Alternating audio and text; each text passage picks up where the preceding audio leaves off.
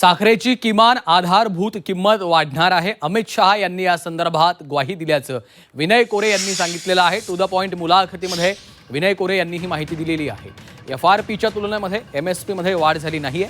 साखर उद्योगाच्या आव्हानांबाबतच अमित शहा यांच्यासोबत चर्चा झाल्याचं देखील त्यांनी सांगितलं.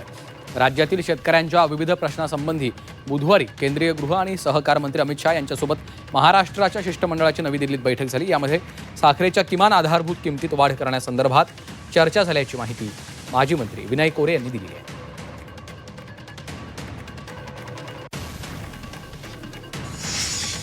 जी तुमची चर्चा झाली, तुम्ही दिल्लीत आलात, तुमचा एक फोटो आम्ही सोशल मीडियावरती बघितलात. मुख्यमंत्र्यांशी तुम्ही विमानात चर्चा करतात. दिल्लीत साखरेच्या प्रश्नावरती काय चर्चा झाली?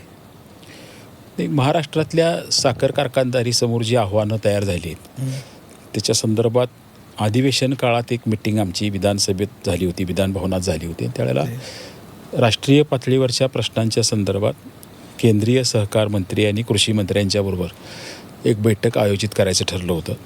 त्याप्रमाणे काल ती बैठक आयोजित केली होती आणि आम्ही सगळेच म्हणजे मुख्यमंत्री स्वतः होते, दोन्ही उपमुख्यमंत्री होते, त्यानंतर कृषी मंत्री होते, सहकार मंत्री होते, VK पाटील साहेब, जलसंपदा, असे बरीच मोठं शिष्टमंडळ आमचं त्या चर्चेसाठी आम्ही दिल्लीला गेलो होतो.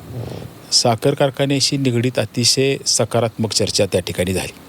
त्यात FRP दरवर्षी वाढत गेली, पण FRPच्या तुलनेनं MSPची वाढ झाली नाही.